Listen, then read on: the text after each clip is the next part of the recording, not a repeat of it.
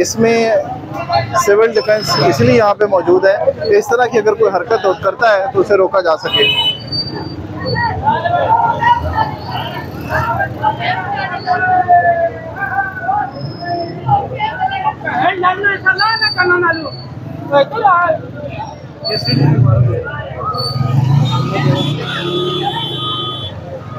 अब ये दुकान है, इस दुकान के बाहर आप देख रहे होंगे पहले इसने लगाया हुआ था शेड, लेकिन इसने नीचे कर दिया।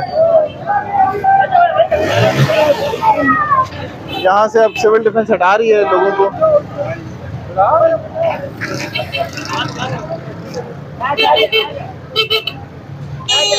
इस जगह को अब तोड़ने लगे।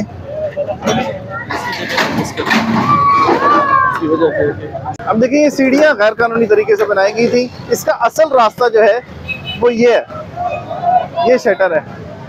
इसने गैर कानूनी तरीके से ये सीढ़ियाँ बना के इसको सड़क की तरफ कर दिया था। अब ये एक मार्केट है और इस मार्केट को ऐसे बनाया गया था कि इसके